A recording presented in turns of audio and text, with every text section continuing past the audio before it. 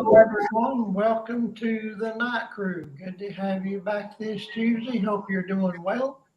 We got a wonderful crew lined up again tonight. We got Michael Lee Landyham, Apostle Tamara Lucas, and Lamar Callahan. Welcome, everybody. Glad to Good see your evening. smiling faces. Are you ready to get into some news? Yes. All right, let's do it. All right, the first story is from New Delhi, and the reason I wanted to talk about this because it could happen here. New Delhi implements odd even vehicle number plate restrictions to curb air pollution. India's capital, New Delhi, is bringing in odd even vehicle number plate restrictions in a desperate attempt to curb air pollution, which has reached severe levels. The above means private vehicles with odd number plates will be allowed on roads on odd dates, while vehicles with even number plates will be allowed on roads on alternate days. It's not the first time the odd even scheme has been implemented in New Delhi, which is often ranked among the world's most polluted cities. In 2019, the same rules were put into force for 2 weeks, and before that, the initiative proved successful, having cut the number of private vehicles on the roads by almost 1.5 million cars.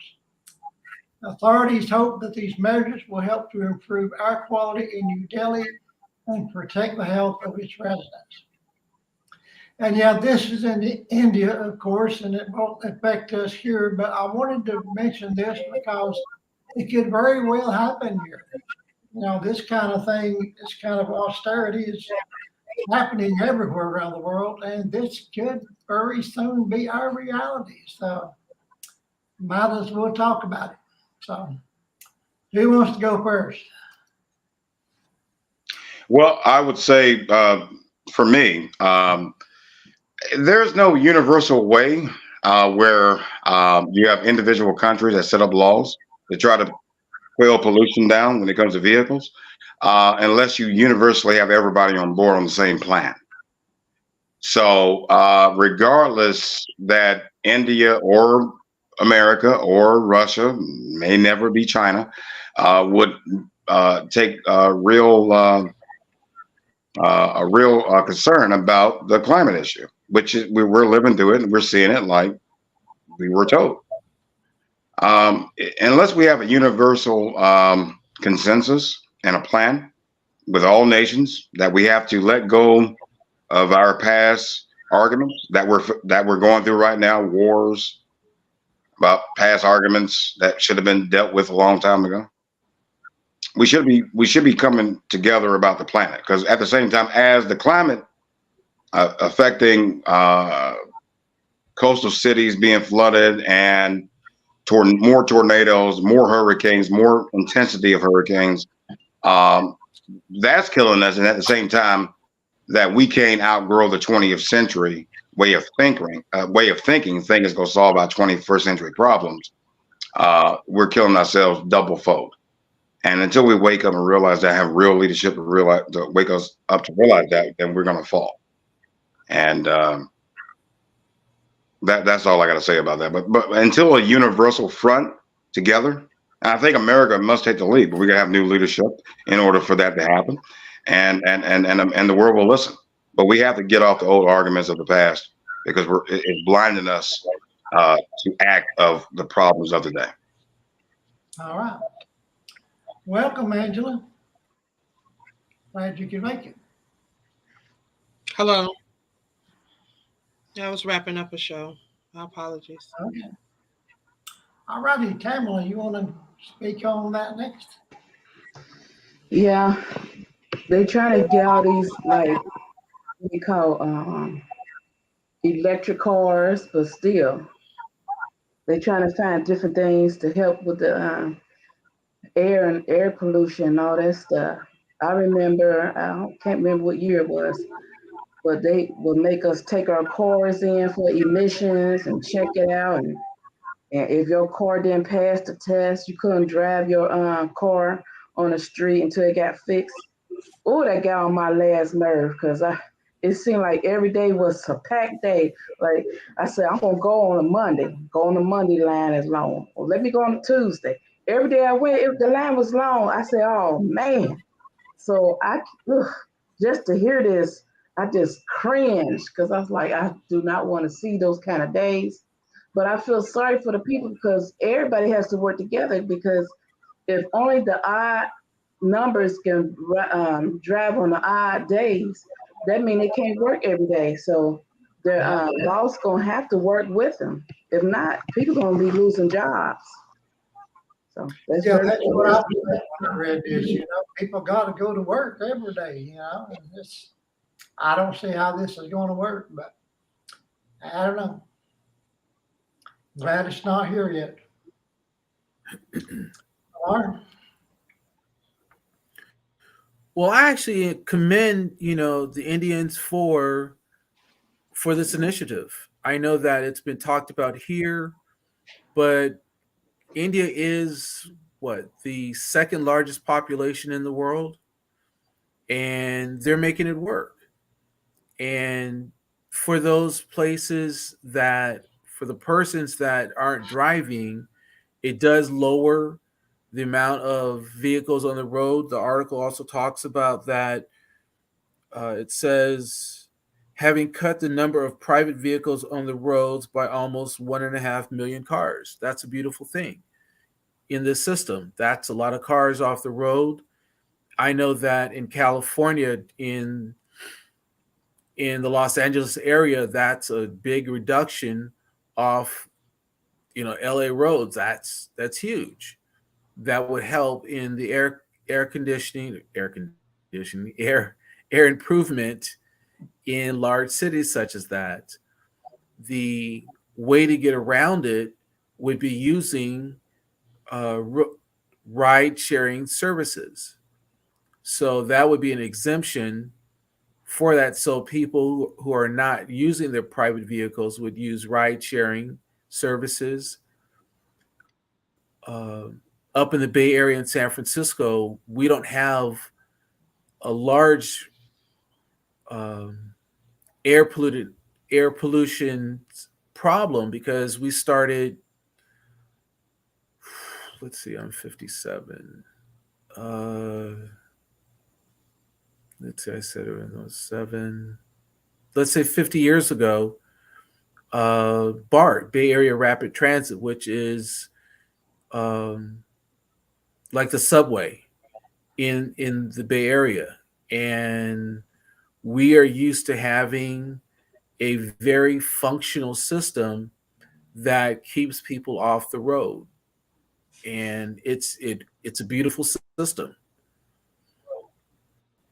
So, we have a very good working rapid transit system in the Bay Area. And I know that LA now has a rapid transit system called Metro. I think it's also the same thing in DC. It's called Metro. But, I don't know what New Delhi has. But if you're able to provide a rapid transit system that keeps people out of their cars, that's a beautiful thing to help lower the air quality, or to increase the air quality and lower people being in their cars. And I'll leave it there. Yeah, I can see where that might work okay in the city, but people live out in the suburbs, out in the back roads, like a lot of people do in Tennessee. Most people here have to have a car because most people don't live in the city. Yeah. So, that would be really, really Yeah, that's hard good on for them. the city. But what they have done, I know in a lot of places in Georgia, they have the park and ride places where if you're outside of the city, you can park in a lot. Buses come to these lots and pick up and take back. They take to the MARTA is what they call it in Atlanta. It is the Metro Authority, Rapid Authority, whatever, transit authorities. But that's what they I do in read, I read, Atlanta, the Atlanta I area. So read, you I Clark ran that County. before. I was They saying have I different ran that counties before. that they may not have, huh? No, I was just saying that I ran on that MATA transport because my mom was in outside of Atlanta in a nursing home, and where my uncle had her, and there was a bus ride that had to go way out to the edges, out to the. So I was just agreeing with you. Go ahead. I'm sorry to interrupt. Yeah. So yeah, that's what they do. They have like different they like even in like Macon and different places that may be like an hour away that people normally would travel to work every day. They have the little small buses, they have the little small vans, and they transport people back and forth so that they don't have to carpool. It's some kind of carpooling thing that they have, but they're going beyond in some places. Y'all, if you haven't heard, you will probably be hearing of them soon, but they are starting to talk about these green cities, that are going to be no vehicles at all. Everything you're going to have to walk around, got to ride bikes. Everything is going to be eco-friendly, and there's a lot of them that's going to be popping up in different places, not just here in the U.S., but they're going to be in different places. Hawaii's going to have one. um, um, Austin, Texas is going to have one. And that's just to name a few places that they're talking about having these green cities. And there's not going to be a lot of cars. You know, I thought with the electric cars, that it would help with the pollution and stuff. That was one of the reasons why I thought they came up with all these different electric cars. But I remember back in the day, when Atlanta was terrible, when they used to did not require certain cars to have emission. It was crazy. I mean, even here in South Carolina, you don't have to have an emission. You don't have to, don't matter how old your car is, you don't have to have an emission. I hate that because you see cars that be having these big old black trails of smoke behind their cars. In Georgia, if you don't pass, if your car anything, you got to get that car worked on until it pass, or you can't get your registration, your ticket, your whatever, your new sticker. You can't get your sticker. But I don't know how that's gonna work. Um, I don't know how that's Yeah, gonna we're work. like Like that like in the, Apostle say, it's gonna offend some. It's gonna hurt some people on their jobs. yeah. Yeah, But we they don't keep have going any. to the drawing board. They might. Yeah, sorry to interrupt. I just said we don't have the inspection in Tennessee neither. If your car runs and, even if it's falling apart, people are riding. So And they anyway, say if you are in a place, if you're in a place that's not it's more rural area, because South Carolina is not really a highly populated like city type area. So it's a lot, they feel like we got enough trees, we got enough rural area to kind of combat some of the pollution that go in the air from having all the forestry, I guess. Because you go in a lot of places, um, they've cut down a lot of trees. You don't see trees like you used to see trees. And like some places, they every time you cut down a tree, you should plant two or three, but they don't. I see all the time on TikTok and different social media sites where you look at these different cities and they look totally different. And then you wonder why it looked like that, why it looked like that. And then you look at some older pictures, you see that at one point there were a lot of trees in the area and how the city looked when they had all those trees. So, but that's all I want to say. all righty. Let's see what's next on the agenda. Election Day ballot ministers offer preview of 2024 fights. Political polarization has helped make 2023 the biggest off year for ballot measures in more than a decade in the U.S. Now, this November, voters across the country will directly decide on measures ranging from abortion rights to affordable housing funds.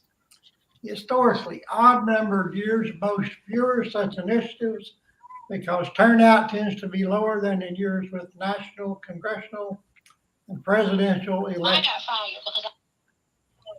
But the state and local measures that voters will decide this November offer a window into some of the fights that will animate next year's major federal, state, and local races.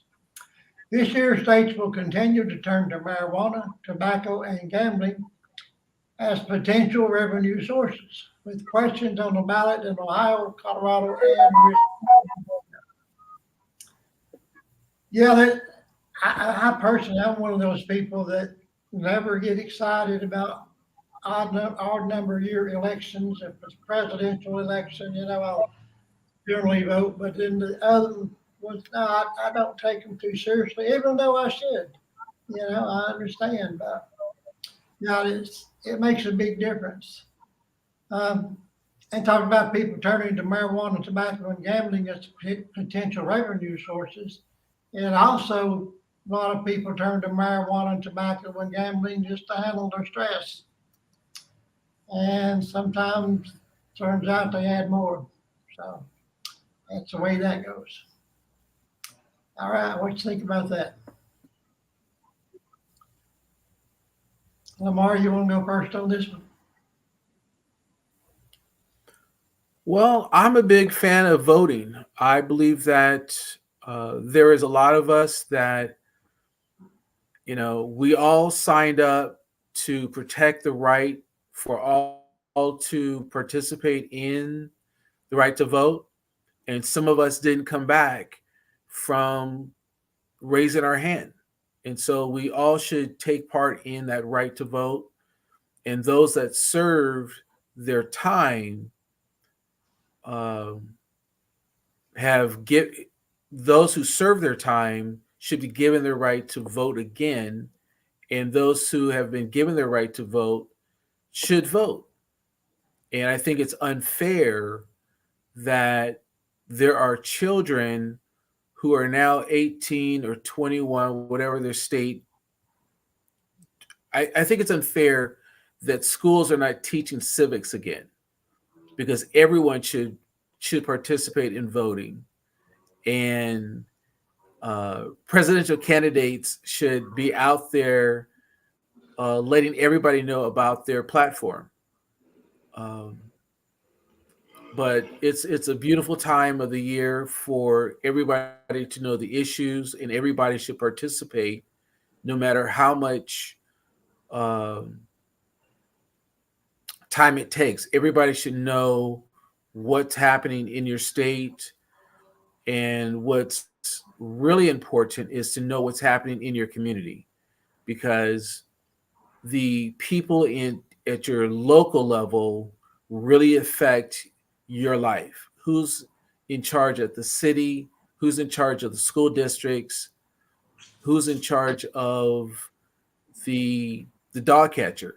What affects your life directly is who's closer to home, because who was the politician? It wasn't Teddy Kennedy, but it said all politics is local. And I think that's very true. We should all be involved with politics to know what is happening in our life. And the scapegoat of it doesn't matter who's in office, it doesn't matter because you don't take the time to know the issues, because it all matters. And for those that don't take part, really don't have anything to say about what happens. But if we all got involved, then we'd all understand that we all have skin in the game. And that's all I have to say. Okay, thanks, Lamar. Angela? Yeah, I agree with him. I agree with him.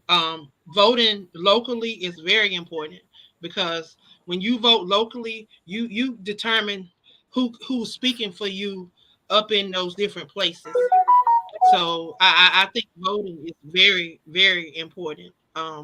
You get to be able to kind of control what is happening right here. Like I just don't get it. Those that don't think that home is important first, because these local votes is what's going to determine those bigger elections and who get in those bigger spaces. Because you got the right, if you voting here, then you can determine who gonna speak for you up at that in them other places.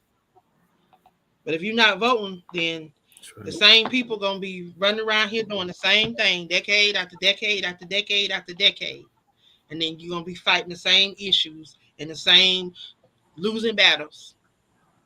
And see, that's why a lot of people have think that it's not important to vote in the little local elections, but your city council, that's important.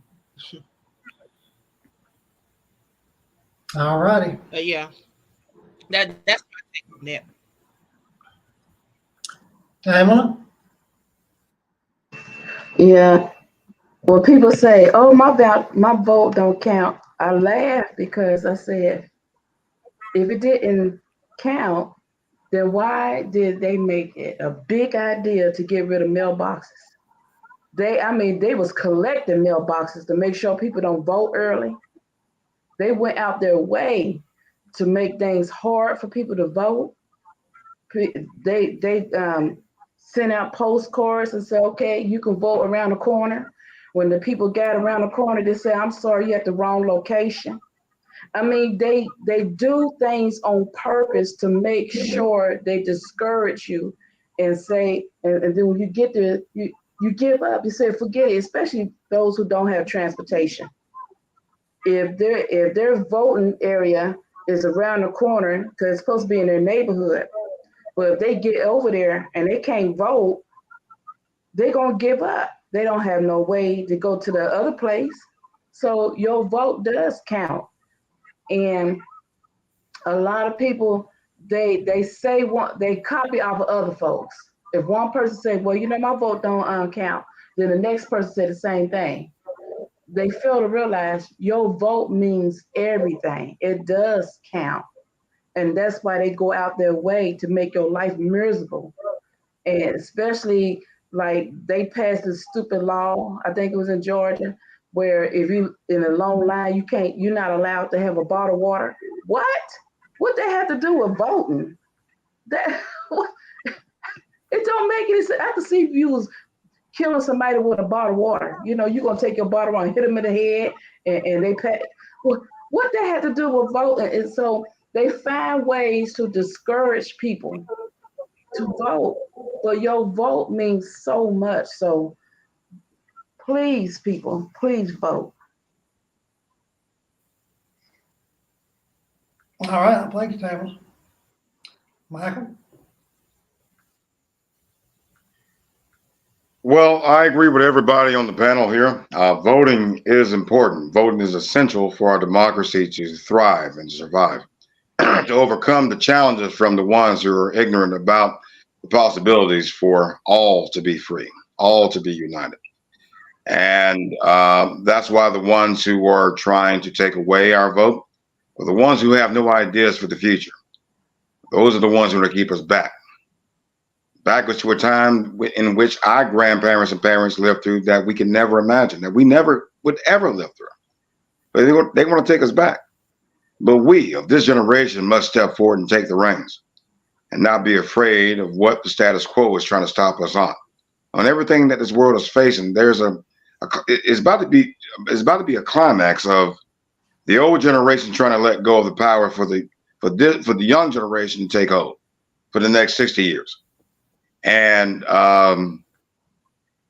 there's a lot to clean up, but your vote matters, because without your vote, in your local districts, especially, you're not gonna get the things done. You're not gonna have a voice uh, that can hear your concerns and take it to DC and help change it. But the problem is, you have party leaders on both sides that control these people. So I agree with what everybody said, but we're forgetting one part. The party leadership, because of uh, uh, what's the word I'm looking for? People that pay into groups that's running for Congress or something like that. PACs. Yeah. PACs Powerful. and yeah, PACs. Go ahead. PACs. Yeah, whatever. No, I agree with you. Right or left. Right or left. It doesn't really damn matter. The American people are being played right now. And our system, the democracy is supposed to be about representation of the people, not how much a group of billionaires and millionaires that put in something that will shadow where the money didn't come from, and knowing it came from them, to a politician that, yeah, we can give you all this power and all this airtime and all that. You get in there, you do what we say. Damn, what the people go through, and that's what's been going on. The American people need to realize it's not us that's the problem when we vote against different ideas. And I mean, yeah, that's the right word. But you can't blame each other. It's the people that are in power, it's the people that are rich, tax cuts and everything. We paying for those tax cuts at the same time we're arguing about it's us. No, we got to come together, realize who's the real threats, who and what we should be voting for and fighting for. And it's not about one person, one man, one woman. It's about the ideals of America and the Constitution. Doesn't matter your color, creed, or background. It's about the right and wrongs. And no matter if you're right on the right side or the left side. And we just saw the polls that came out that the first time that the states that that Joe Biden almost won, except Ohio, he's losing by 5+ points. And still, Joe Biden still sitting there. I'm the one to stop Donald Trump. Well, how come that Donald Trump has all these, things that's going on with him? They should be in prison by now, and he's going to be. But somehow his numbers are up, and he's beating you. You're not the person for the job. And the American experiment, without the leadership of both parties are blocking new people from coming in. All right. Because they've been picking and choosing for years. And now when the change really hits, they don't know how to change. They don't know how to let go. But they have to. And a lot of Republicans spoke out and Democrats spoke out about letting the old guard go and letting new people come in. But until that happens, we're going to be still stuck in the mode. But your vote still matters. You still got to vote no matter what you see out there. You still got to fight. You still got to be involved, because if you're not, that's when you have bad people that continuously be involved in our politics that drives America astray. And we got to stop it here and now. That's it. Thanks, Bob. Tamara?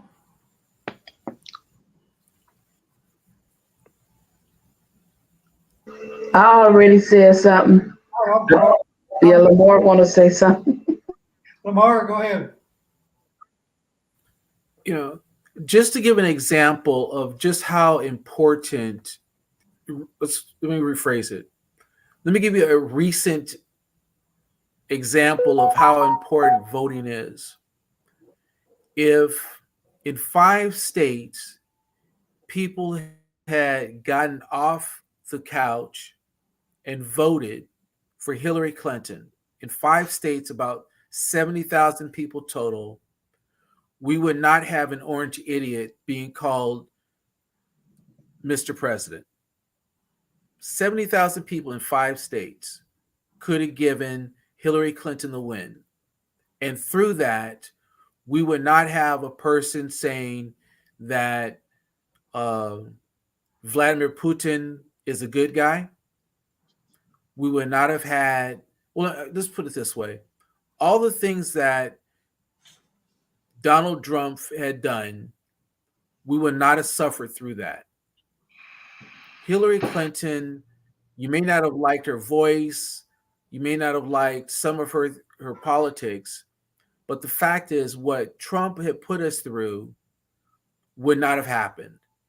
70,000 people who sat home and said it doesn't matter put us through Donald Trump. That's how important voting is.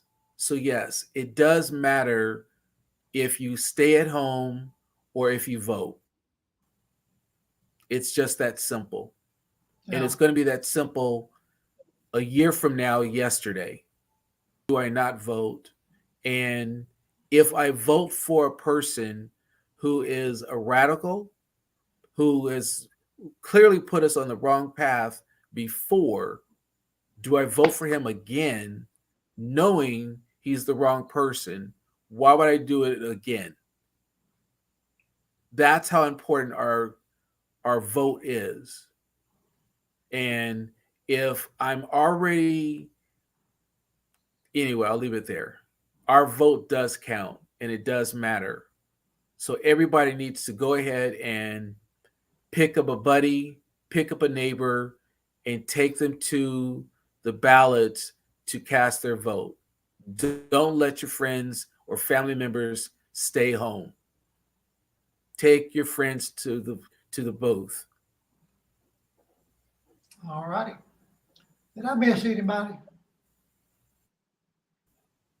Okay. Okay, let's see here. What we got next? Okay. There we go. Let's talk about the war a little bit.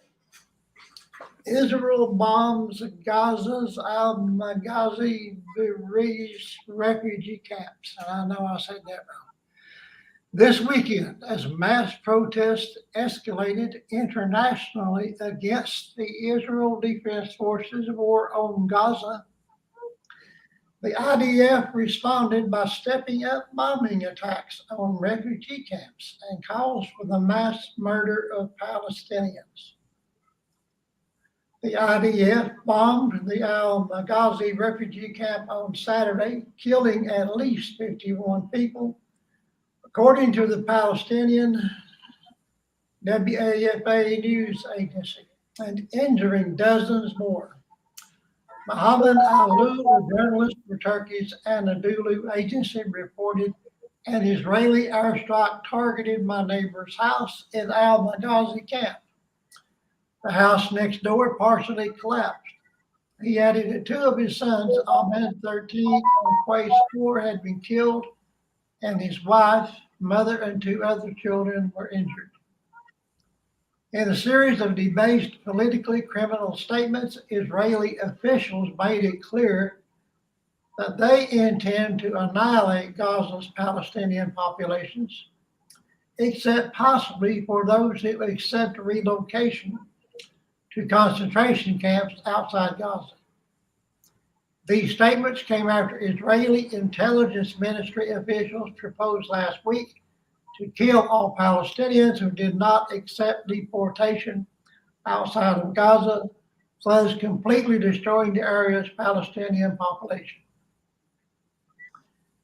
Folks, to me, this is another form of terrorism, what Netanyahu is doing there. He continues to bomb and shoot missiles at houses and hospitals and libraries and everything else.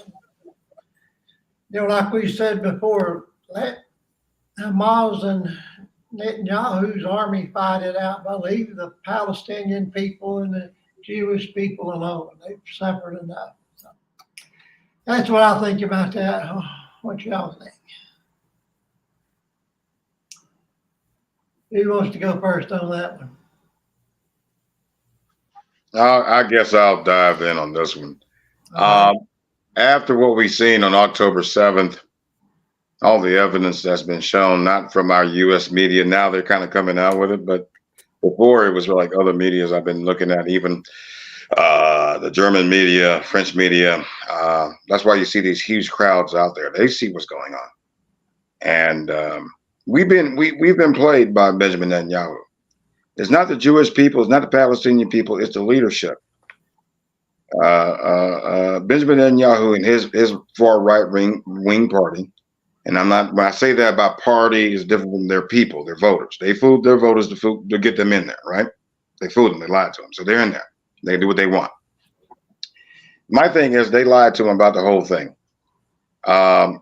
There's more evidence now about after it looks like somebody told the military to stand down during the attack for 7 hours.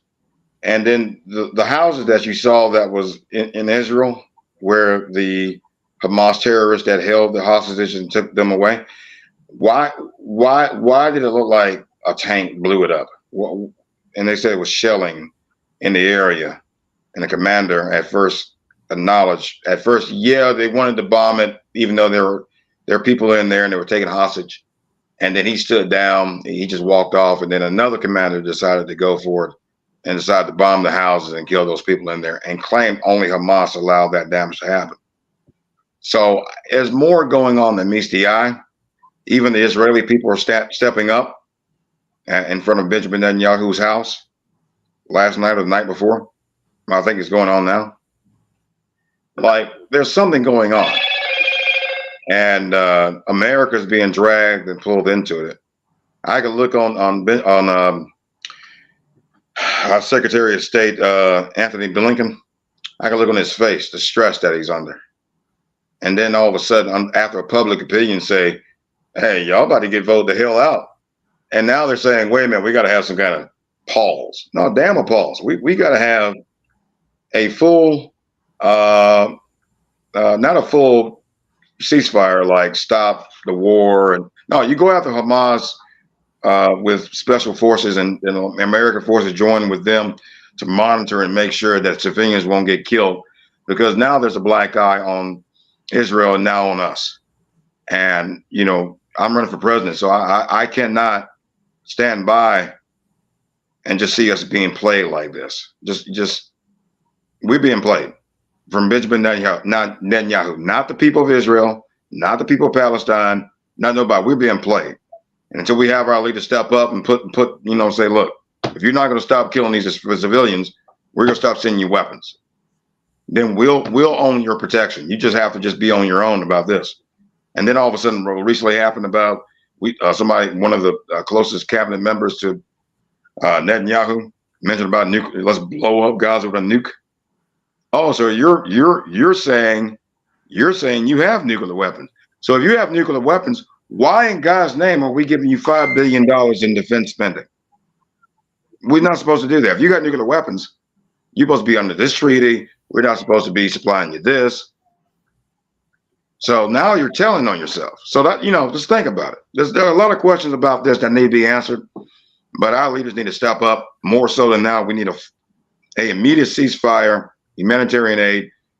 By doing that, the Hamas will come out, and then special forces can go in with American special forces and take them out, but not bombing civilians. That would no longer be tolerated with our weapons and with our money.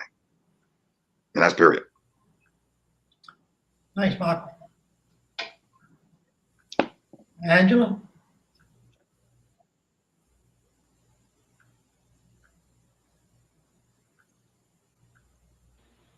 I'm gonna pass on this one. Okay. Tamla? I was gonna say the same thing. All I can say is this is ridiculous, and what aggravates me is I was listening to it was TikTok, because I get my news from TikTok. I don't know if it's true or not. How they said they're going to start drafting more people into this war. For what? We don't even want to be part of the war. We already got family members and friends over there, and they don't even want to be part of the war. Why are you going to get other people? I'm like this. If you want people to fight, take all the prisoners, especially the hardcore ones, the ones that really did some damage. Send them over there. They're the ones who like to fight anyway, and they like to kill. Send them over there and let them fight. But why get innocent people and people who really didn't will sign up? Just leave us alone. We're not trying to be part of that. But Oh, this is a hot mess here, as I say. All righty. Lamar? Well, you ever heard the story of the scorpion and the toad? Netanyahu is being Netanyahu. It's in his nature. And I'm not going to say that I'm not saying culturally that's what people do. I'm leaving it at him. But it's clear that, like I've said before, that these Yiddish people are stealing Palestinian land every single day. And of the $4 billion in the national budget to give to the Yiddish, it should not be happening. And yes, the Israelis are a nuclear power, and we have a Republican Congress that wants to give them an additional $14 billion because they are warmongers. Well, I shouldn't say that, but I did. And I'm not taking it back. It's just a fact. That's what they came up with last week, is to give the Israelis another $14 billion towards their war, with no regard to the Palestinians who are being slaughtered and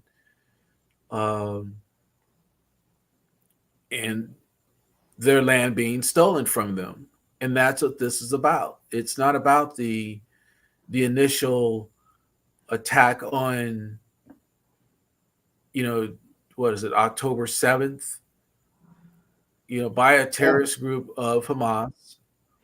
But the thing is, you've got to look at the motivation. And what is the motivation that started this? The motivation started with the Yiddish stealing Palestinian land, and they have not stopped.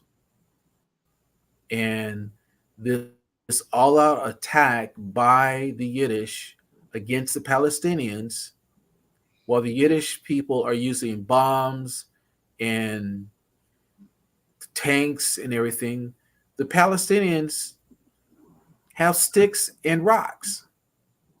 So do I have sympathy for them? No, not at all. They killed, they took 100 people. They killed what?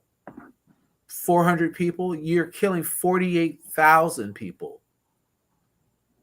So where is the sympathy needed on the people of Israel?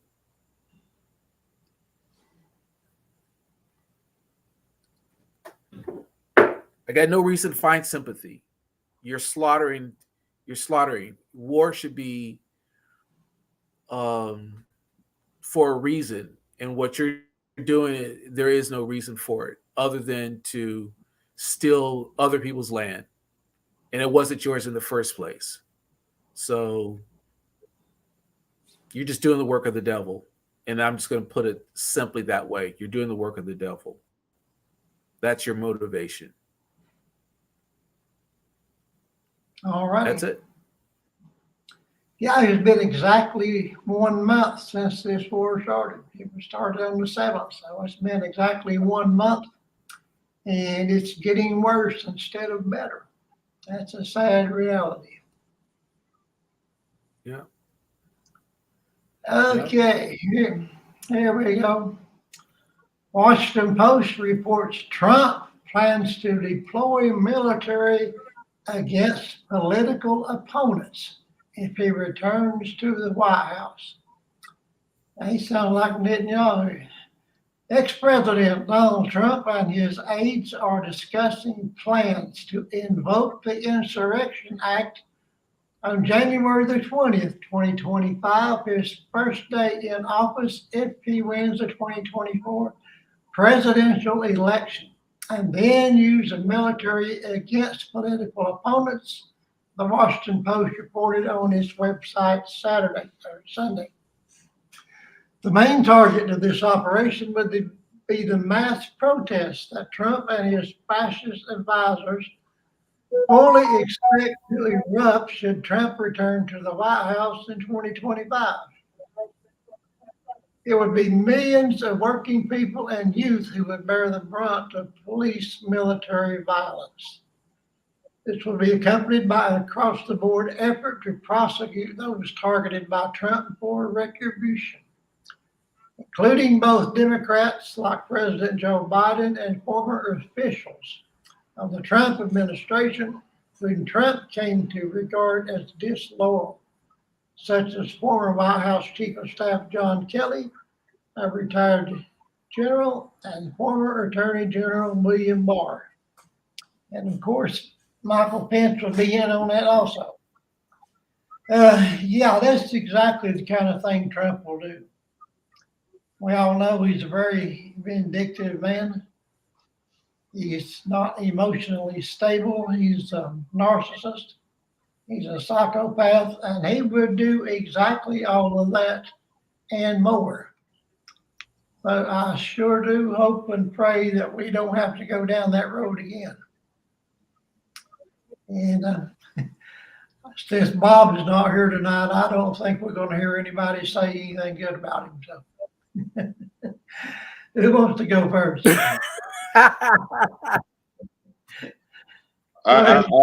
I would like to start off with this. I heard about this ever since I saw the numbers went up for Trump, and so I got really worried. I got worried at the time when I realized it was Trump when he came after me that day on December 10, 2018, coming up 5 years.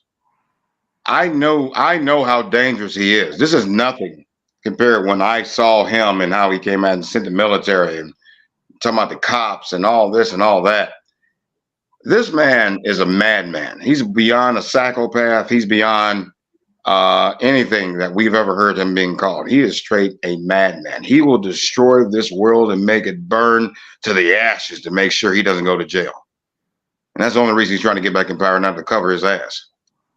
But when you sent the military after a black man because of my last name, oh, we're beyond in danger here. And luckily, by the grace of God, we're still going. But the Democrats got a story to stop him, and that's my story. They won't use it because they're stuck on Joe Biden. Now the people are saying we don't want Joe Biden.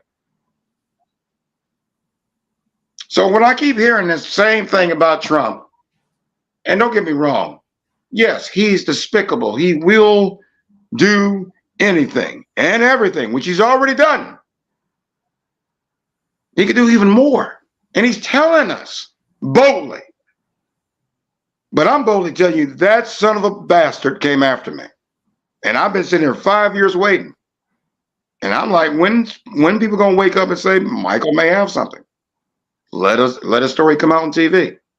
But until then, hearing the same argument about how are we gonna defeat him, how are we gonna stop him? Joe Biden is losing. Well, Trump is a madman. We have to stop him. My story can stop him. Let's stop wasting time. That's all I got to say about that. Jesus. All right. Thanks, Michael. Lamar? Well, for a person that calls Trump the Antichrist, we're not going to get much positive words from me. I was just talking about how people need to vote, and there's nothing positive about the Antichrist. And this article with the Washington Post talks about it.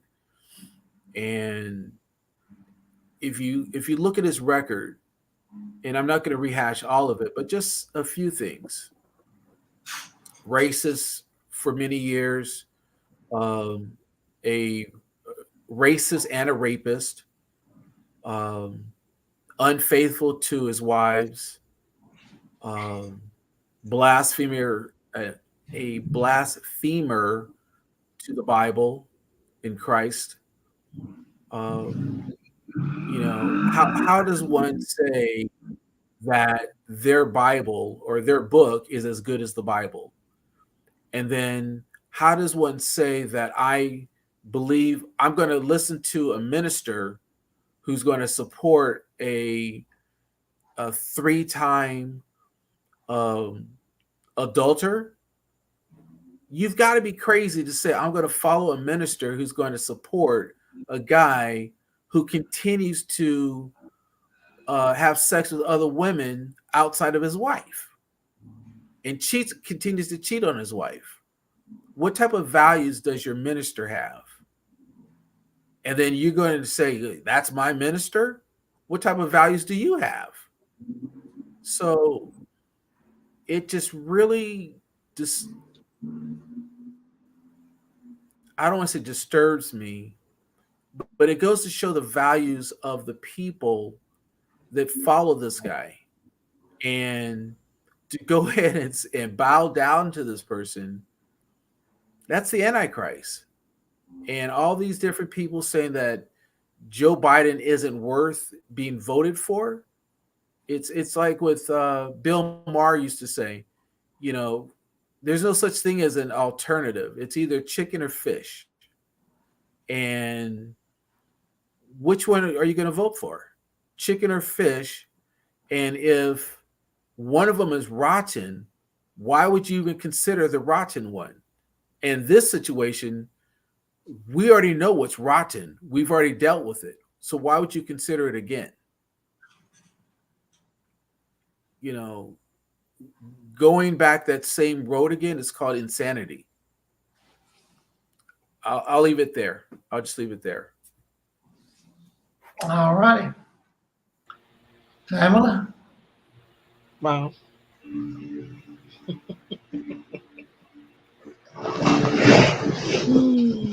This man has gotten away with a lot of stuff.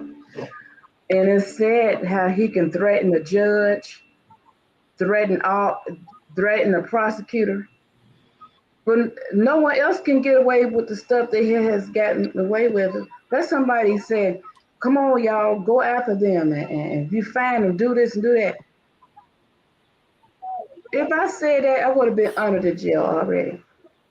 So we sitting here, it's like, how much are you going to allow him to get away with? Like, when is enough going to be enough?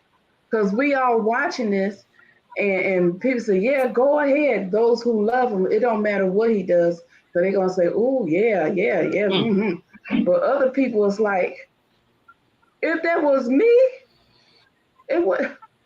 it's just unbelievable right now. Unbelievable. I agree. Angela?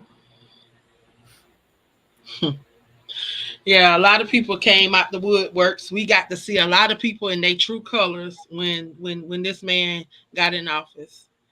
And I agree with what Lamar said. He's over and over showed us who he is and what he stands for. And even the people that have supported this man, he called them stupid. He's talked to him all kind of way, but yet you still support him, and you still want to get him in office for what? I keep trying to figure out what do these people? They say make America great again. Where was I at when it was so great? Because I have not experienced that greatness that everybody keep talking about took place when Trump took over office. I just don't see that greatness. Can somebody shed some light to all the greatness that we supposed to be getting back to if we re-elect him? Because I ain't seen the greatness. Well, he set a few people out of prison. He pardoned a few people. It was that the great thing that he did that shook up everybody? Because I didn't see the greatness.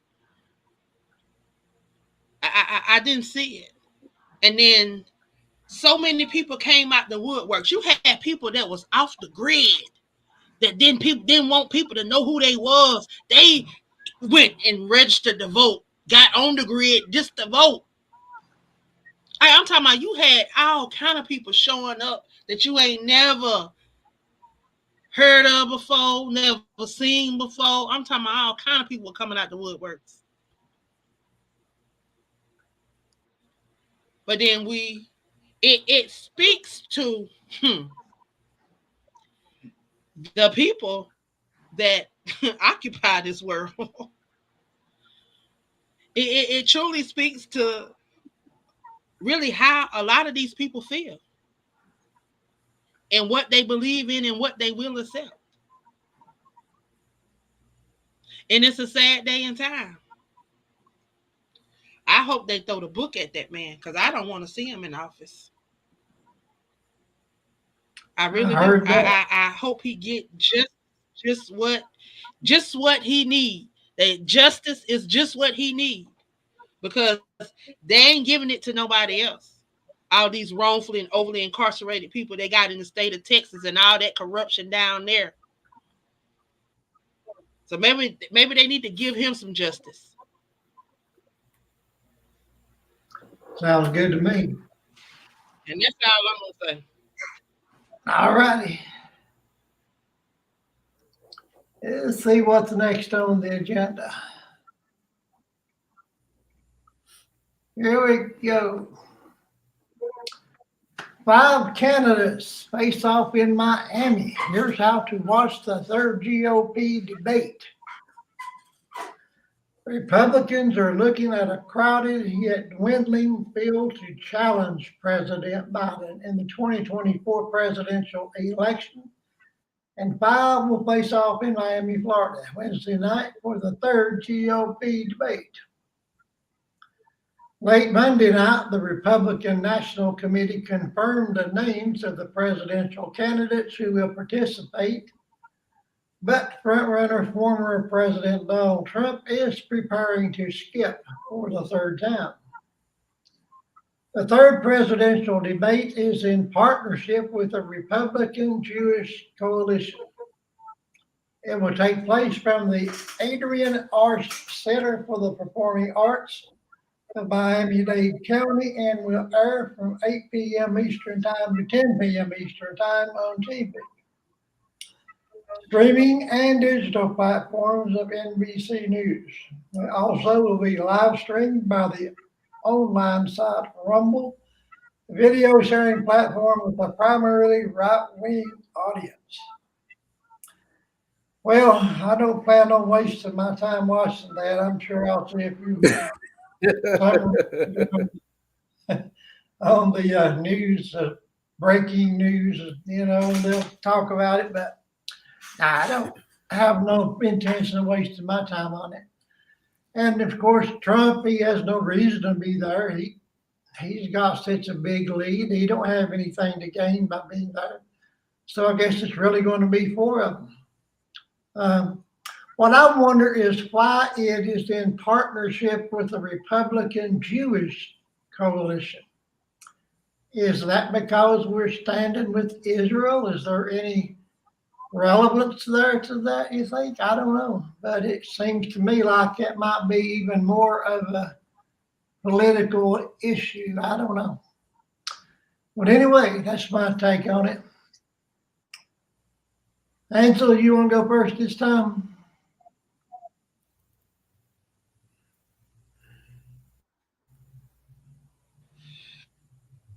I'm like you. I won't be watching it. I'm like you. I won't be watching it. I could care less. And that's all I got to say about that. All right. Michael? It's all a show. It's all a game. It's not even worth me mentioning about it. Let them continue to fool their voters, and it's not even worth talking about it. That's all I got to say. Okay. Tamala? Yeah, it's like a circus because when you do watch it, they don't even answer the question. The people ask them a question, they talk around it, or they talk about what they want to talk about.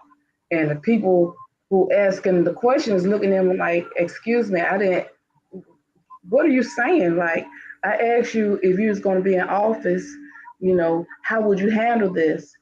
Well, the ice cream truck went down the street. What? That's not that's not even connected to what I just said. So that's what they do. They don't even answer the question. They just say what they want to say. And the people looking like, what was the purpose of coming? If you weren't going to answer the questions, why show up? So I don't know why they come, because they avoid everything. All righty. I got an update here from Ohio about issue 1. It has passed. Issue 1 has passed. Issue 1 has passed in Ohio. Democracy is alive and well. So that's breaking news. Breaking news right now. Just got it. Okay. That's our next topic. What is issue 1? Issue 1 is about protecting about women's rights, about abortion, and the governor was against it of our state. Marijuana has passed, so we're gonna have legal marijuana. Yay! Can we wait till we get to the next topic? Oh, sorry. So I didn't know. I just saw it just popped up. Go ahead. I'm sorry. All right. Lamar? As long as we're protecting women's rights, I'm thrilled. No, But that's as the far next as this, no, I'm just saying. topic. What about the GOP As thing? far as this, right? As far as It's this, not worth this talking about. article, well, I was just going to say, as far as why the GOP is going to panhandle or cozy up to the Israeli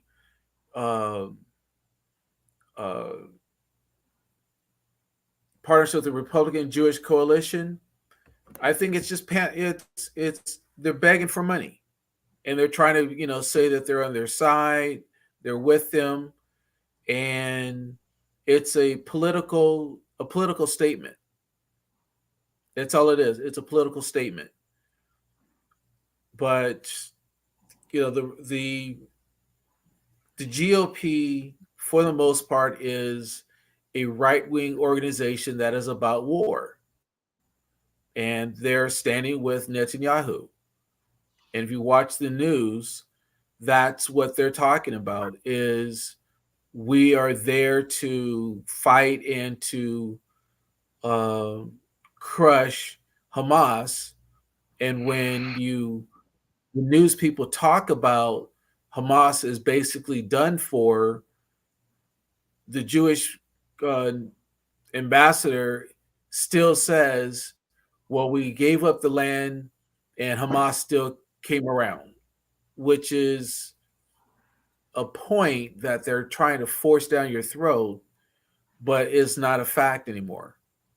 So that's the point that the press is the Israeli ambassador is trying to make. And that's why the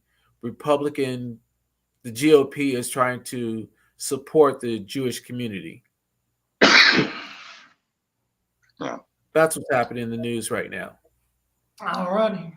Now. Okay. Y'all are ready to go on this next topic, I can tell. Ohio voters to decide on a constitutional right to abortion. Columbus area residents Beth and Kyle Long held hands as they walked into the Franklin County Early Voting Center to cast their ballots for issue 1, a proposed constitutional amendment that would enshrine abortion and other reproductive rights into the state's constitution. If voters approve the measure, which is similar to one passed in Michigan, Ohio would become the 7th state to pass abortion rights since the U.S. Supreme Court overturned Roe versus Wade last summer.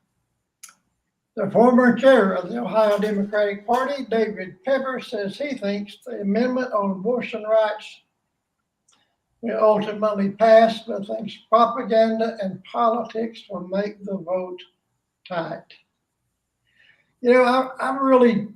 I hate to hear them talk about reproductive rights, or abortion rights. I mean, yeah, everybody has the right to reproduce, but they're talking about the opposite. They're talking about the right to kill babies. And that's the way I feel about that. And I'm not with that, and I never will be with that. So that's what I think. You got a right to your own life, and the baby's got a right to their life. So there's that. And since we do have a person or two from Ohio, let's go ahead and hear from one of the Ohio residents. Go ahead, Mike. I'll go ahead and start off first. Look, I'm not for abortion. Like, yay, the bill's passed. Now I can get a woman pregnant and tell her, look, instead of having a baby, let's go kill it. That's the image. That's the image of what's been put out there for people not to go along with it. It's about reproductive rights, about protection of the mother, because there'll be certain circumstances when it comes to rape, incest, problem with the child, that either the child lives or the mother lives. Those decisions are made by the parent, not by the government, not by any politician. And I believe under our government, they should stay the hell out of our business, period, up and down, left and right. So therefore, if we talk about freedom and democracy and all that stuff, then I know there's a moral code that we all should follow, but to force it, what everybody else believes are.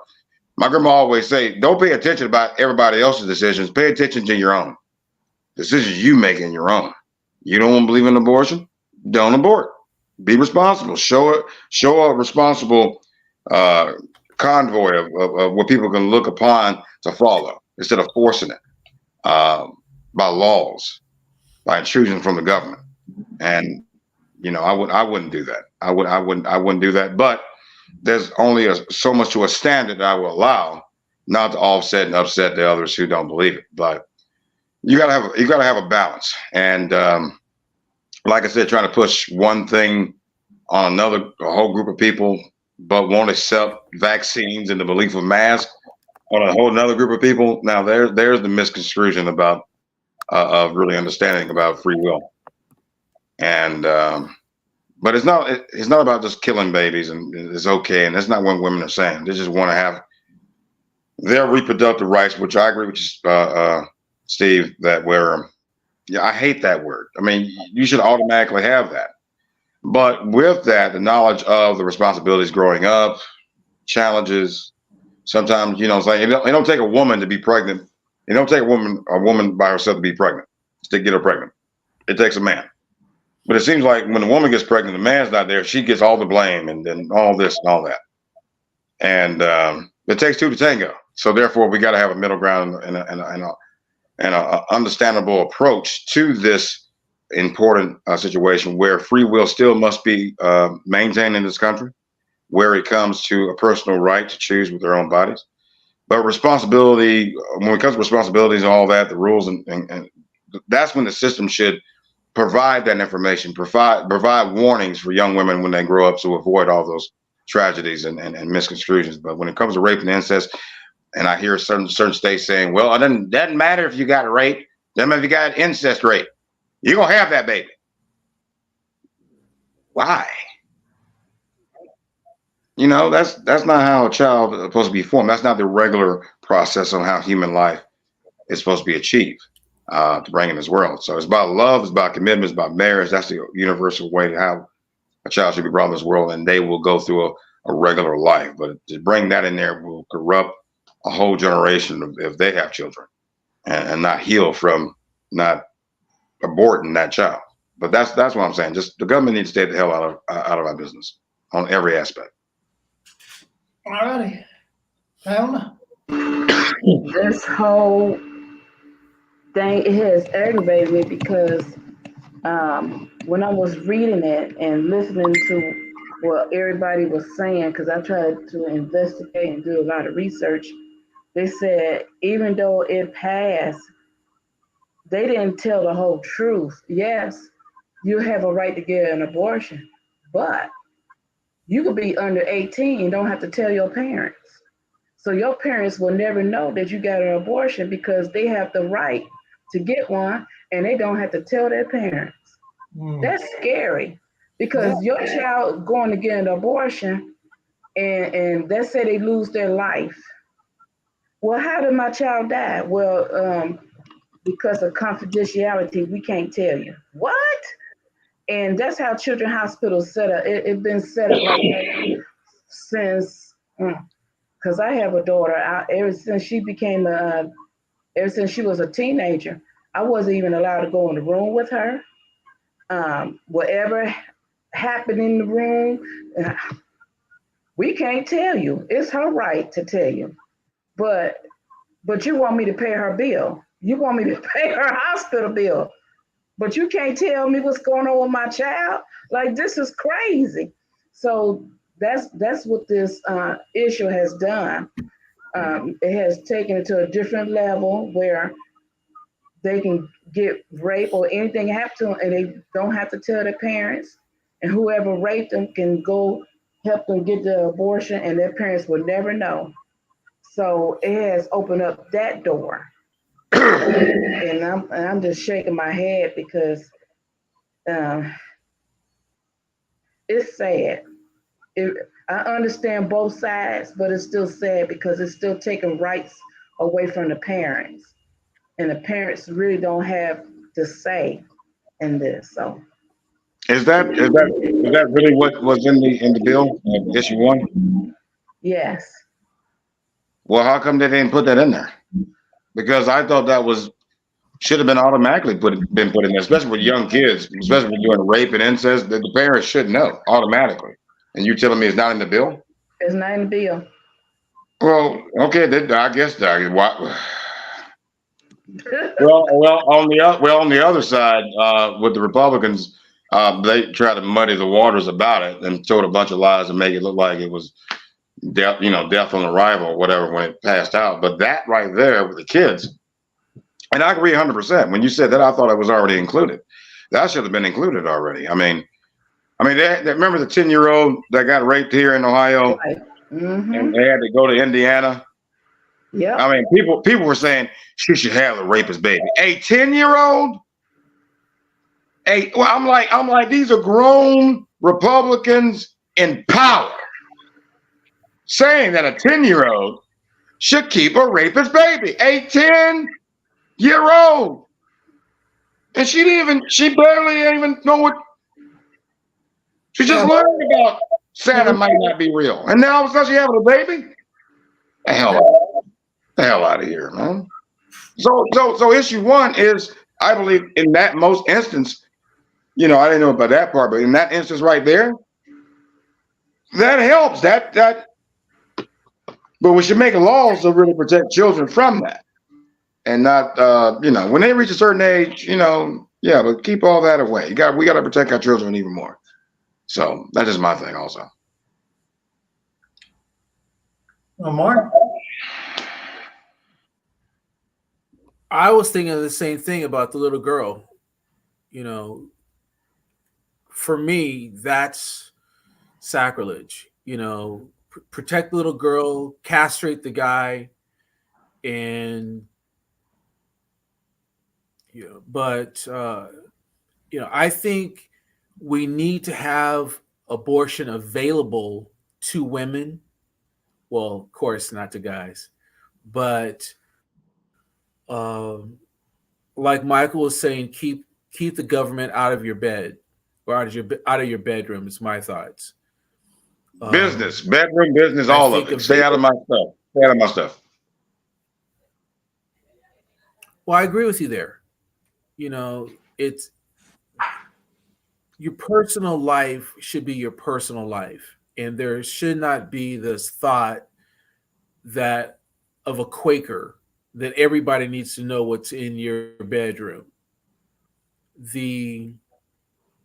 That's just too much control. That somebody knows what's happening in your bedroom. That's just too much. I understand the thought of no abortions, But there's also the fact of when we say no abortions, then what about the reality of the child, of what about the reality of after the child is born? And what we know is that a lot of the groups that say, well, don't have an abortion, also walk away from the family that has had the child. They'll go ahead and say, okay, you've had the child, now go ahead and raise the child.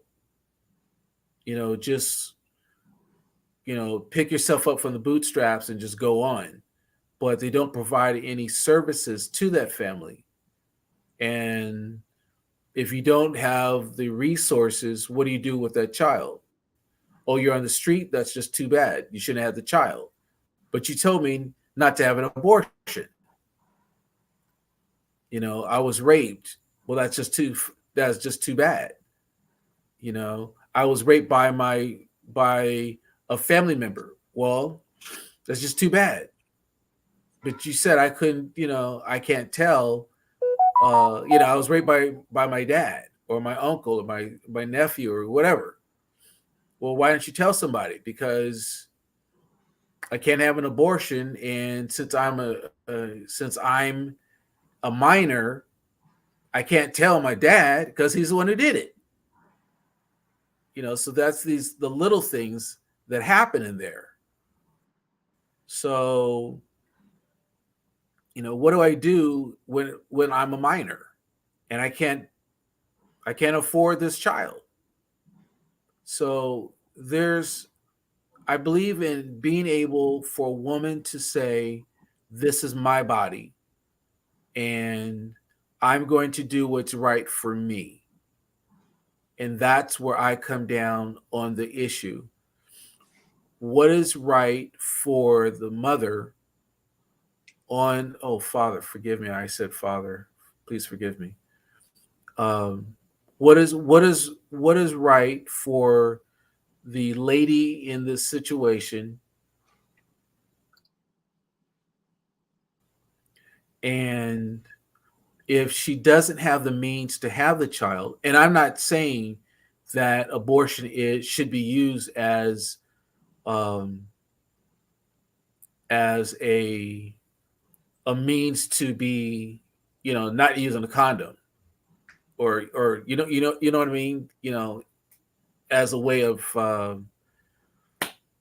to avoid using a condom or the pill or any other such thing. But if it's a mistake, it's a mistake. But the thing is still, let's not bring an unwanted child into the world to be sent into a home of adoption. There are families that want children, but we also know that there's a lot of unadopted children who are there who get abused. And that's what I'm afraid of. So that's all I have to say about it. Yeah. Okay. Yeah, let me make one thing clear also on what I said. Generally speaking, I'm opposed to abortion. But when it comes to rape or incest, or in the case of that 10-year-old, or if a baby is going to be really, really malinformed or totally, messed up, or they would have a horrible life, then I understand it. I understand that. And generally speaking, I'm just not for it. Angela, go ahead. Yeah, I have to agree as well. I don't believe in abortion, but if something happens and it is a need, then I truly believe that it should be available. Um, because we've heard of a lot of instances where there's been incest, there have been, just different things that just are not acceptable and would be more detriment for the baby and for the mother. So when it comes to cases like that, I believe that the right should fall with the person, and I just don't believe in keeping things from your parents. I mean, if they underage, I think the parents should be notified. The parents should be in the loop, because if something happens to that child while she on that table, like Apostle said, then you need to know what's going on. And I agree, if I got to pay for the bill, then I need to know what's going on. I should be in the loop. um so that's my stance on that. I don't know. All righty. Well, thanks everybody for your thoughts. We've covered all the bases tonight. So since you're up now, Angela, go ahead. You can be the first one to tell us what you got going on. Well, I always keep my hand in something. Currently working on this last book to this 3-book series, where we are bringing awareness to Black mental health through the form of poetry. I thank those 40 individuals that's going to be shared inside of the book. Also, we are looking for hosts for our second season over at the Crew Podcast. We're actually looking for 6 new hosts to come over, join the family. I tell you, we have an amazing crew of podcasters, some amazing queens that we stand on that motto. We are the change that we want to see in this world, and we believe in providing an outlet and a platform for others to share their voices and to share those things that they are passionate about. And that is the Crew Podcast. Also, I am the CEO and founder of Aspiring Authors Magazine. We are looking for writers for our 4th season. We're going to be going into our 4th year. I tell you, it is truly an honor and a privilege to be able to allow people to see us in a different aspect outside of being an author. We get an opportunity to be a journalist, to talk about those things that some people don't want to talk about, and they get to see another side of us. So I'm always just out here trying to provide opportunities for others to share their voice, and to be that light for someone that may be in the dark. So you can check me out on Linktree, Queen of Collaborations, and that is on most all platforms. If you just Google Queen of Collaboration, I'm sure I'm going to pop up. But anyway, Steve, thank you for allowing me the opportunity to be a part of your amazing platform and to share my perspective. Thank the panelists for allowing me to be a part, to share alongside of them. So again, thank you for allowing me to share. All right, thank you. Pamela?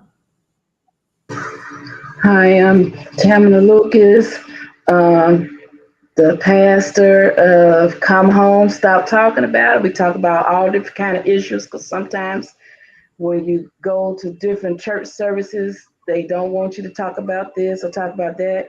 But I try to talk about everything, because once you leave out the 4 walls, you have to live. And so people have to learn how to apply this word with their life, their personal life. Also, I'm an author of Pumpy, You're a Love, How You Feel Any Given Day, Salisa, You're a Love, Salisa Neat Love, The Godhead, and Amazing Bible Study Workbook. So if you want to purchase one of the books, you can. All you have to do is type my first and last name, and you will be able to find all my books. I have a single out. It's called When I Was Nothing, God Loved Me. So I do have some books that are already completed, but they're not published yet, because I'm trying to figure out which route I'm going to go with those books. But thank you very much for allowing me to be here to talk about the different topics that's going on in the world. All right, thank you. Lamar? Well, Steve, thank you for this evening. Thank you for the topics. My name is Lamar Callahan. I'm the founder of tutorsforyou.org. We are a nonprofit that that functions on donations. And what we're doing is providing live online tutoring for children and adults worldwide for $5. We are looking to provide a service that provides over 100 classes for families that need a service of educating their children or the adult that can't afford to spend the $15 to $300 to educate their children. With us, if you can afford a cup of coffee, you can afford our service. We have classes from accounting to yoga, from preschool to special needs to college prep to computers and finances. So with over 100 classes, we have something for you. You have a blessed evening and look forward to seeing you next Sunday. All right. Thanks a lot. Michael? Well, Steve, thank you for allowing me to be on your show once again. I thank the rest of the panelists for the great discussions we had talked about and figured it out. And I think we gained a lot of knowledge and a lot more to progress for another week to come. My name is Michael D. Landingham. I am a candidate for the presidency of these United States of America for 2024, like I was in 2020. I believe that I have a story that can reawaken the American spirit, that can unify this country like it should be, without confusion about color or party ideologies or beliefs. It's about what we all care about instinctively, unifiably as one.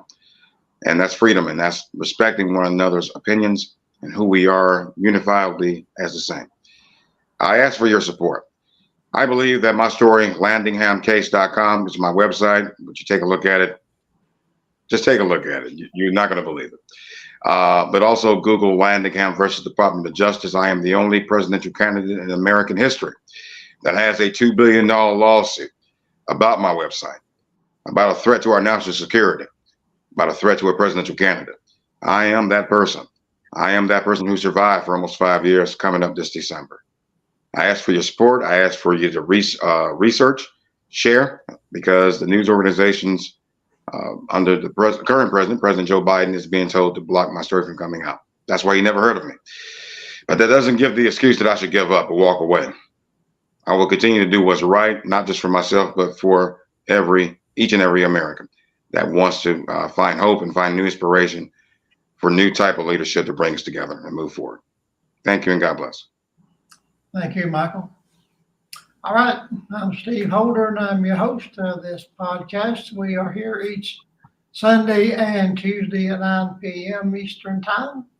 And my other podcast is Friday Night Conversations, which, of course, is on Friday night at 9 p.m. Eastern Time. And my website is steveholder2020.com. So check me out there. And all my books are available on Amazon, Barnes and Noble, and all the leading booksellers. So thanks everybody for being here again. I hope you have a wonderful week.